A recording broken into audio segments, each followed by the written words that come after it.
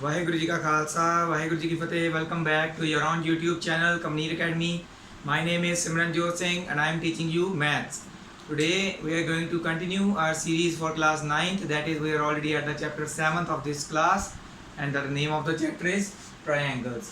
Before starting our new topic today, I would like to say you can message me on my WhatsApp number. This is my WhatsApp number if you have any problem in any topic and in any sum. Not only this book, from any book you are following. And also, this is my FB page. You can like this page for the latest videos that I am posting on the my channel. So I used to post those links on this page also. So if anybody is missing the link or have not subscribed and press the bell icon, you can get the latest news up on this page. Okay, so let's start a new topic today. Some more criteria for congruency of triangles we are already doing. Congruency of triangle हमने कुछ already किए हुए हैं. कौन कौन से किए हैं क्राइटेरिया? अब तक हमने किए एस ए एस यही क्राइटेरिया किए हुए हैं. ठीक है, ये 3 क्राइटेरिया हमने कर लिए. अब हमारी बारी है एक ट्रिपल एस क्राइटेरिया, एक आर एच एस क्राइटेरिया. तो व्हाट आर दीज? बहुत सिंपल है. ट्रिपल एस क्राइटेरिया तो इजीली पता चल रहा है कि हमारे पास 2 ट्राइंगल्स हैं. I will draw all the 3 sides with different colors so that you can easily differentiate.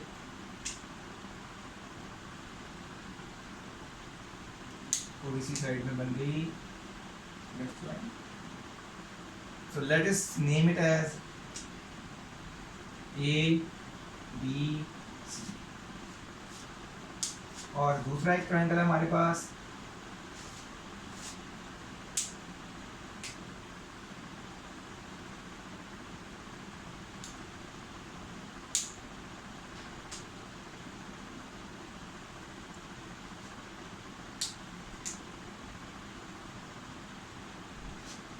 इसको लिख लेते हैं हम P Q R. So easily पता चल रहा है. S S S congruency rule का मतलब ए बी पी क्यू के बराबर है, ग्रीन रेड के बराबर, बी सी क्यू आर के बराबर, ब्लैक ए सी और पी आर बराबर. जब तीनों साइड्स किसी ट्रायंगल की दूसरे ट्रायंगल की तीनों साइड्स के बराबर हों, then the triangles are said to be congruent by S S S criteria. Simple. तो ऐसे डायग्राम डिफरेंट कलर वाला ड्रॉ कर लो तब भी इजी है. अगर नहीं कलर वाला ड्रॉ करना, सिंपल ब्लैक पेंसिल से ड्रॉ कर रहे हो तो आपको लिखना पड़ेगा कि आपने क्या क्या इक्वल लिखा जिससे आप इसको ट्रिपल एस क्राइटेरिया बोल रहे हो. इसमें A B side P Q के बराबर है, B C side Q R के बराबर है, A C side P R के बराबर है. So by S S S congruency rule triangle A B C is congruent to triangle P Q R. तो ये था हमारा ट्रिपल एस वाला. बहुत सिंपल है, इसको नोट कर लीजिए. अब आर एच एस के बारे में पढ़ते हैं थोड़ा सा.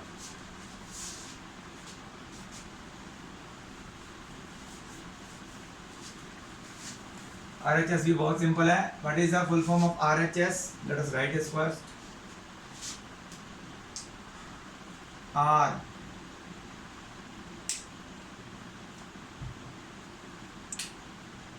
H and S. So R stands for right, H stands for right angle actually. R stands for right angle, H stands for hypotenuse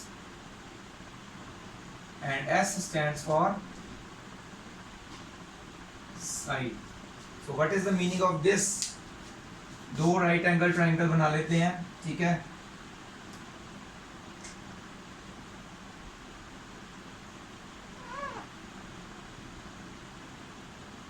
एक राइट एंगल ट्रायंगल में एक एंगल 90 डिग्री होता ही है. तो राइट एंगल ट्रायंगल्स की बात हो रही है इन 2 राइट एंगल ट्रायंगल्स. तो राइट एंगल्स तो है ही हैं. hypotenuse of the and one side of a triangle are equal to the hypotenuse and one side of another triangle, then the 2 triangles are congruent. इसका मीनिंग क्या है? ABC हमारे पास कोई एक ट्रायंगल है, ये एक सीधा ऐसे बनाया हमने, और एक बना लेते हैं थोड़ा सा डिफरेंट वे से लाइक दिस.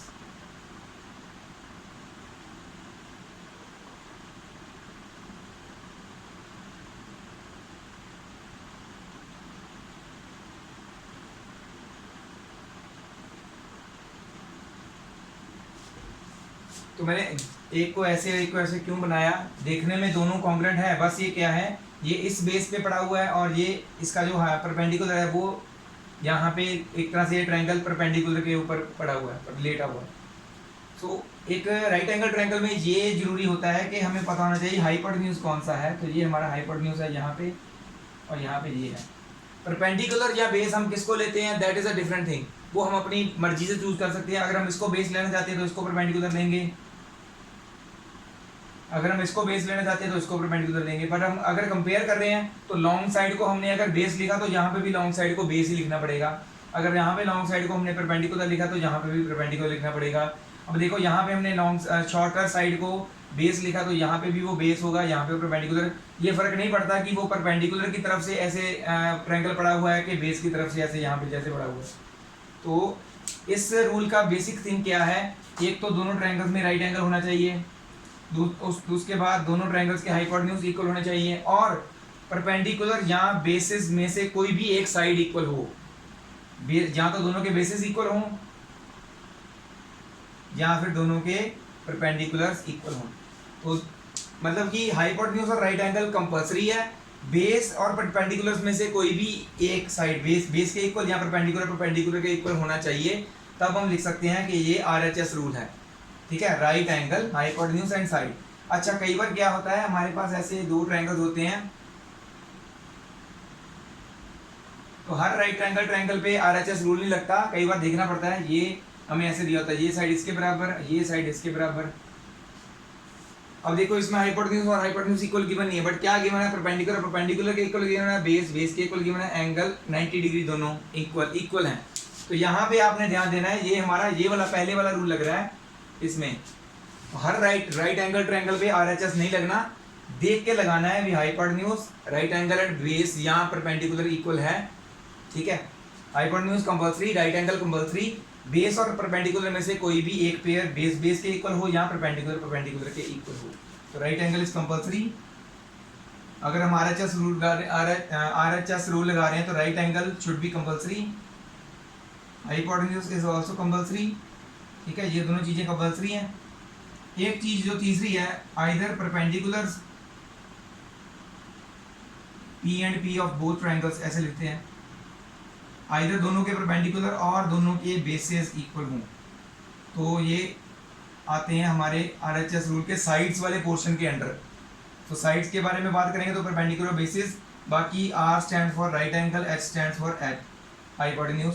साइड्स वाला पोर्शन है वो हम परपेंडिकुलर्स इक्वल लिख के, यहाँ पर बेसिस इक्वल लिख के वहाँ से निकालेंगे और आरएचएस रूल कंप्लीट करेंगे। ओके, तो ये तो आपको इजीली पता चल गया होगा। यहाँ पे एस रूल कंप्लीट लग रहा है, हमेशा राइट एंगल ट्रायंगल पे आरएचएस रूल नहीं लगता, कई बार कोई और रूल भी लगता है, जैसे यहाँ पे एस लग रहा है। ओके, तो ये ध्यान में रखना है आपने, ये नोट कर लीजिए पूरा। इसके बारे में अब आगे हैं एग्जाम्पल्स करते हैं। So ये है हमारी example 7 after those congruence rule we have discussed before and in this example what is given to us। अच्छा, मैं एक बार और बताना चाहता था कि अब ये वीडियो थोड़ी सी शॉर्ट ही बनेगी क्योंकि एग्जाम्पल सिर्फ 2 ही हैं, उसके बाद एक्सरसाइज स्टार्ट हो रही है, उसमें सिर्फ 5 ही क्वेश्चन है, 5 या 6। तो अगर मैं सारा सोचता हूँ भी एग्जाम्पल्स के बाद कुछ एक्सरसाइज के क्वेश्चन भी करवा दूँ तो 2-3 क्वेश्चन होंगे, 2 फिर रह जाएंगे, वो अगली वीडियो छोटी बनेगी। तो ऐसे क्या होता है, टॉपिक जो है ना आधे टूट जाते हैं, पर लिंक नहीं बनता। तो मैं अब से ऐसे करूँगा कि जो टॉपिक पढ़ रहे हैं उसके रिलेटेड एग्जाम्पल्स एक वीडियो में, उसके रिलेटेड एक्सरसाइज अगली वीडियो में, फिर नेक्स्ट टॉपिक, ऐसे करेंगे तो एक फ्लो बना रहता है, एक लिंक बना रहता है, आधे टूट के नहीं आते टॉपिक्स। तो ऐसे करेंगे, आज यही 2 एग्जाम्पल 7 और 8 होंगी। कल जो होगी हमारी एक्सरसाइज के 5 सम्स है, नेक्स्ट वीडियो में जो हम करेंगे, नेक्स्ट 5 सम्स हैं जो एक्सरसाइज पूरी कंप्लीट करेंगे उसमें, उसके नेक्स्ट वीडियो में हम नेक्स्ट टॉपिक स्टार्ट करेंगे। जब हमारी एक्सरसाइज ज़्यादा बड़ी होगी तो उसके क्वेश्चंस को हम डिवाइड कर लेंगे हाफ में, कुछ पहले कर लेंगे कुछ बाद में कर लेंगे, मतलब कि हम ऐसे मिक्स नहीं करेंगे कुछ एक्सरसाइज के साथ फिर अगला टॉपिक, ऐसे नहीं होगा। तो थोड़ा सा ये पैटर्न अपनाने की कोशिश कर रहा हूँ ताकि बच्चों को भी फाइंड आउट करना ईजी हो कि कौन सी वीडियो में कौन से सम्स हैं, और आप मुझे भी आइडेंटिफाई करना ईजी हो, मेरे को वीडियो बनानी थोड़ी ईजी हो, पता चल जाए कि कैसे बननी है। ठीक है, so let's move on to our next example. A B is a line segment, A B एक लाइन सेगमेंट थी। ठीक है, फिगर वैसे गिवन है बट उन्होंने पूरा एक्सप्लेन किया वो कैसे बना। P and Q are the points on opposite sides of A B. P and Q A B के ऑपोजिट साइड्स, मतलब एक ऊपर एक नीचे है points, P and Q points हैं, वो इस हिसाब से हैं कि दोनों पॉइंट्स जो हैं ए और बी पॉइंट से इक्वी डिस्टेंट पे हैं, such that each of them is equidistant from the points A and B. वो इस हिसाब से हैं पी एंड क्यू पॉइंट्स के वो ए और बी से दो इक्वल डिस्टेंसेस पे हैं, मतलब ये डिस्टेंस और ये डिस्टेंस भी सेम है, क्यू का डिस्टेंस फ्रॉम ए, क्यू का डिस्टेंस फ्रॉम बी वो भी सेम है, इक्वल है मतलब, ठीक है। हमने क्या शो करना है, शो दैट पी क्यू जो है, ये जो लाइन ड्रॉ की हुई है, is the perpendicular bisector of A B, मतलब कि ये लाइन ए बी को परपेंडिकुलरली बाइसेक्ट कर रही है। क्या इसका मतलब ये है कि हमने एक तो ये 90 डिग्री प्रूव करना है, परपेंडिकुलर तभी होगा ना, और A C is equal to C B prove करना है तो बाइसेक्टर हो जाएगा, ठीक है। दो चीज़ें प्रूव करनी है इसमें, तो वो चीज़ें आपने ध्यान में रखनी है, वो ऐसे कैसे प्रूव होंगी। गिवन में क्या लिखेंगे, इन फिगर Z AP या PA is equal to PB, लिखो PA is equal to PB given हमें, QA is equal to QB given है हमें, बस। बाकी जॉइंट जून वो लिखने की जरूरत नहीं होती, ठीक है। जो गिवन आज लिखे इन फिगर, जो फिगर दी हुई है उसमें ये इक्वल गिवन है, बाकी की पूरा एक्सप्लेन करने की जरूरत नहीं, वो इक्वल साइड ये वो जो पूरा लिखा हुआ है, नथिंग। प्रूव क्या करना है हमने, एक्चुअल में हमने प्रूव करना है कि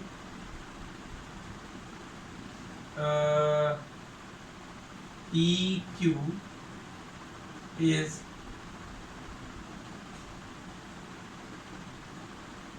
perpendicular bisector of A B. ये प्रूव कैसे करना है वो हमारी हेडेक है, वो हम कैसे कैसे प्रूव करेंगे वो बात की बात है, ओके। प्रूफ में आ जाइए, इसमें दो अलग अलग तरीके से हमने लिखने हैं। पहले तो ट्रायंगल्स लेंगे हम ये वाले,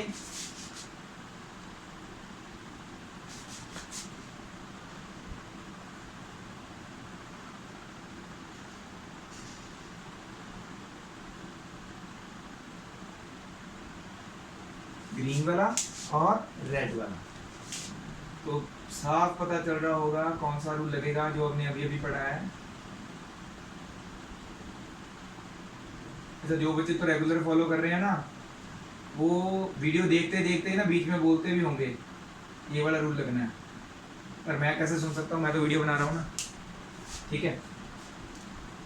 हाँ, बट अच्छी बात है अगर आपको मेरे बताने से पहले पता चल रहा है कि कौन सा रूल लगना है, तो दैट्स मीन आप मुझे अच्छी तरह से समझ रहे हैं, मेरे टॉपिक्स को अच्छी तरह से सुन रहे हैं, आप अच्छी तरह से सब कुछ फॉलो कर रहे हैं, ठीक है। ट्रायंगल्स हमने लिए, in triangle PAQ and triangle PBQ, दोनों ट्रायंगल्स में PA is equal to PB and QA is equal to QB, ये दोनों चीजें हमें क्या है, गिवन है ना। और PQ दोनों की कॉमन साइड है,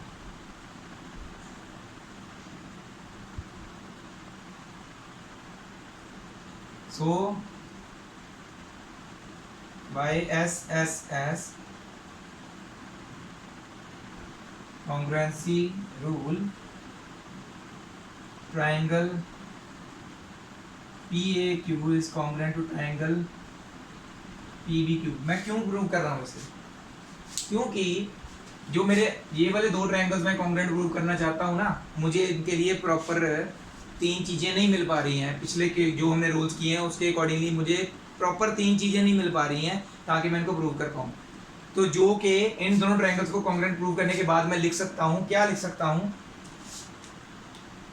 इसका ये वाला एंगल और इसका ये वाला एंगल इक्वल लिख सकता हूँ after proving these two triangles are congruent.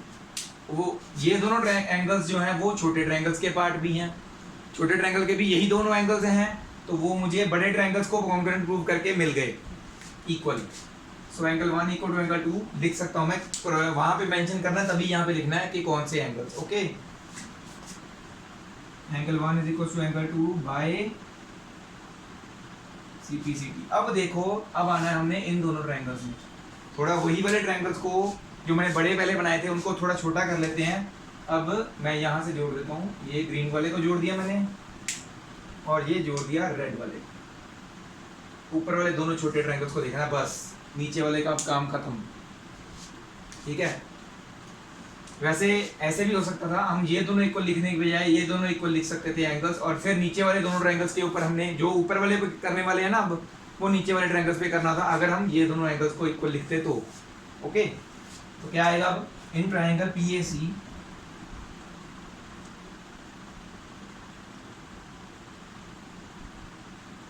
And triangle PBC।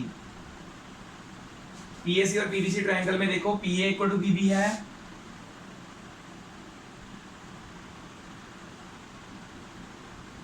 Given angle 1 equal to angle 2 है,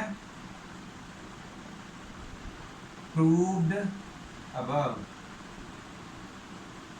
या ना भी हमने प्रूव। तीसरी चीज क्या लिख सकते हैं, PC कॉमन है ना,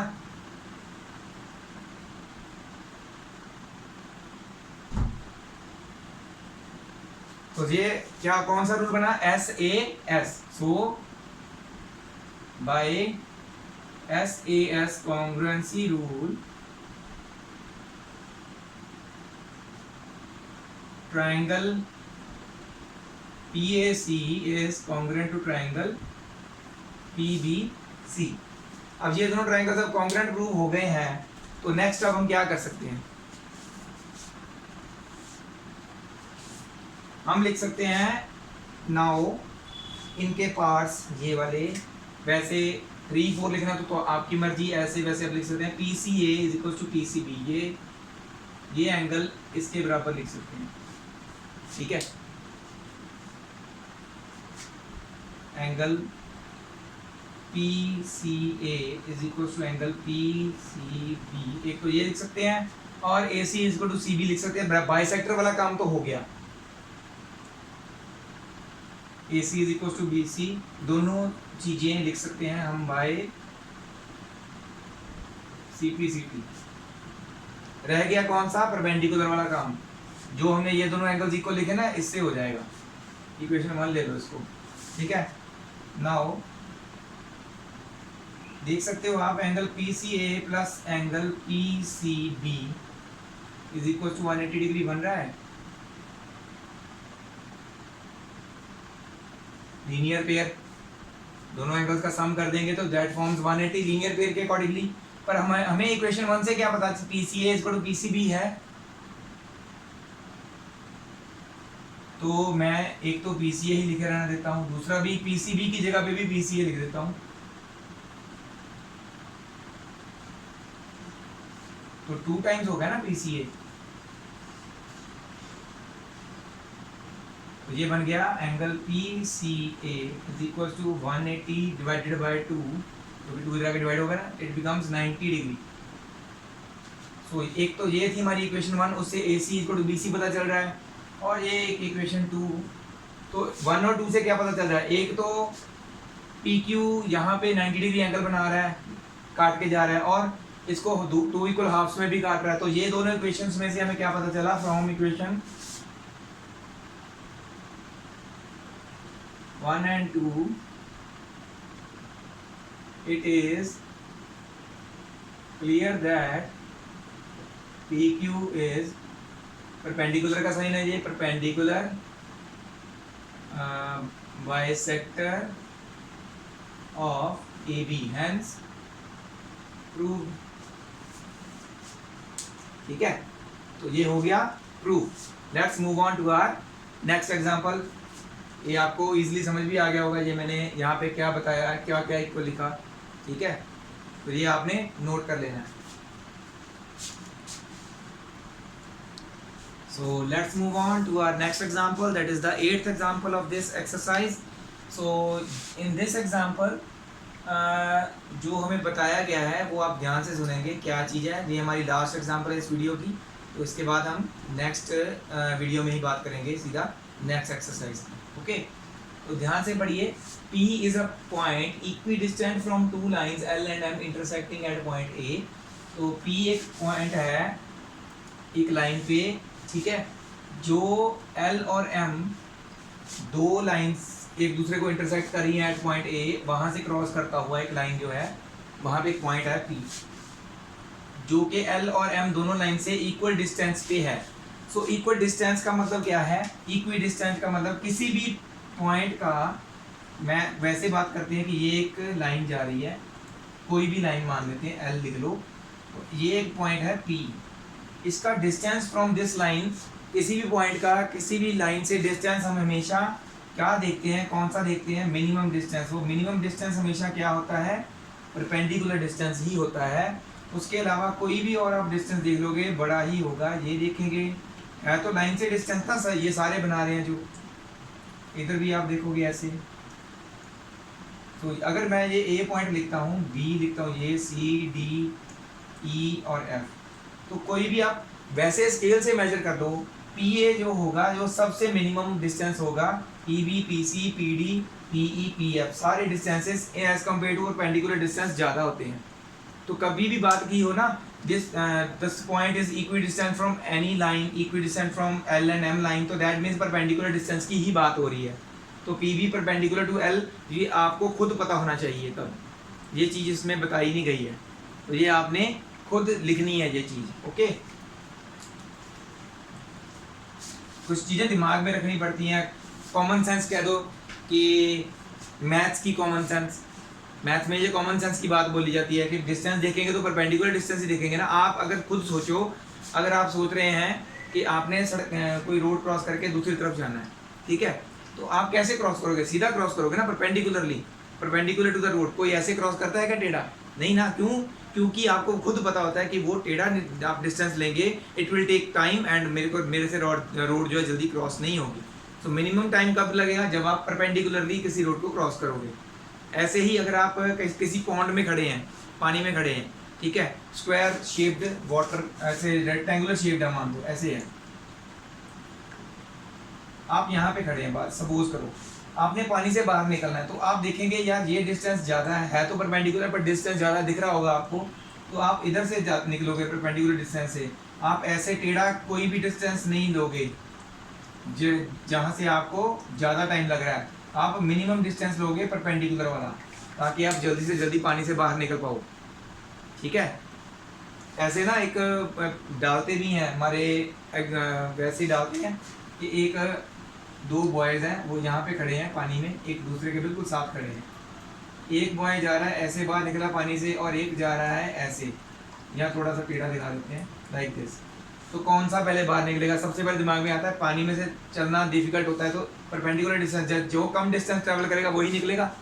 तो यहाँ पे भी वही बात है, perpendicular distance from any line to any point is the minimum distance, ठीक है। तो अब सॉल्व करना शुरू करते हैं। थोड़ा सा मैं समझाते बगैर ना एग्जाम्पल ज़्यादा दूर तक ले जाता हूँ, पर समझ में आ जाती है चीज़, दिमाग से जाती नहीं है फिर, इसलिए मैं थोड़ा एग्जाम्पल को दूर तक ले जाता हूँ। ओके, इसमें साफ पता चल रहा है कि हमने कौन से ट्रायंगल्स लेने हैं कॉम्बिनेट प्रूव करने के लिए। ये मान लो this and this,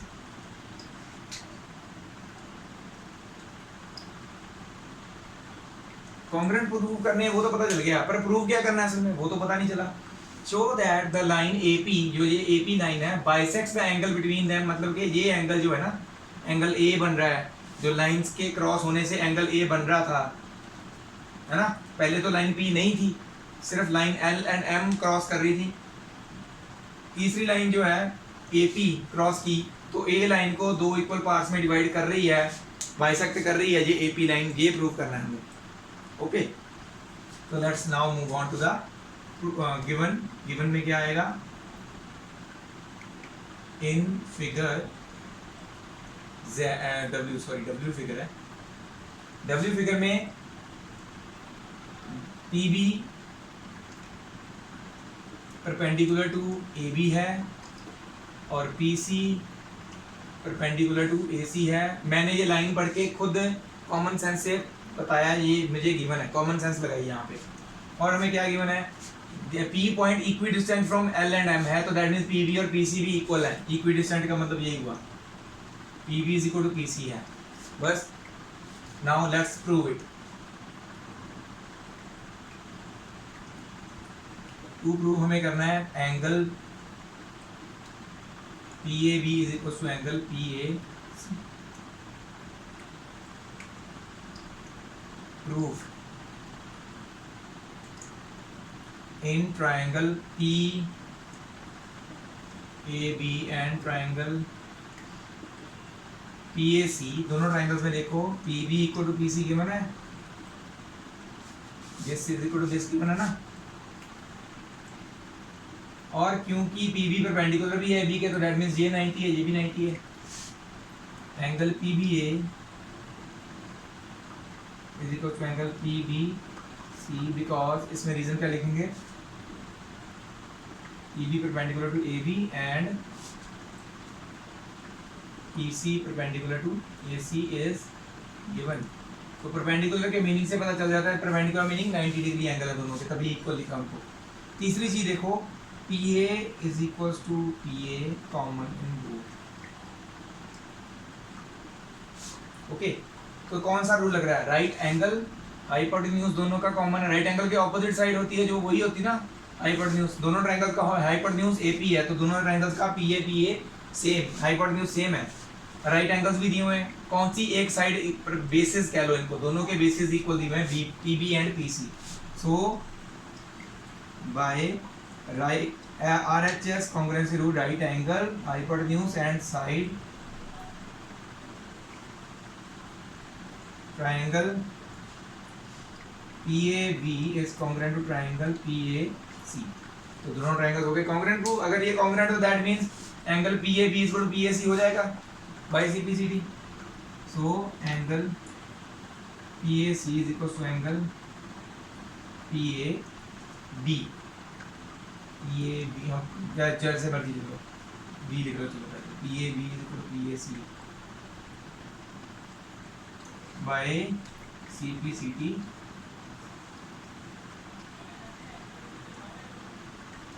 hence prove. तो ये हो गया प्रूव, ठीक है। होपफुली आपको ये अच्छी तरह से समझ आया होगा मैं क्या बताना चाहता था और आपको क्या समझ में आ गया, तो अच्छी बात है। दोबारा सुनिए, नहीं समझ में आया तो इजीली समझ आ जाएगा। तो thank you very much to all the viewers who are watching my videos regularly, जो आगे फॉलो भी करते हैं, मुझे फॉलो करते रहें, शेयर करते हैं, ऐसे ही शेयर करते रहिए। आपका प्यार मुझे मिलता रहेगा, आपकी सजेशंस मुझे आती रहेंगी, मैं अपने आप को इम्प्रूव करता रहूँगा। जो भी इम्प्रूवमेंट आपके दिमाग में आती है, चाहिए मेरे चैनल को और बढ़ाने के लिए, प्लीज़ मैसेज में ज़रूर बताइए, कमेंट सेक्शन में ज़रूर बताइए। I will try to comply it as soon as possible. तो thank you very much again to all the viewers, keep subscribing, keep sharing, keep supporting, keep liking all my videos and commenting also, because your valuable comments are very much valuable to me also. Thank you very much. Waheguru ji का खालसा, वाहेगुरु जी की फतेह।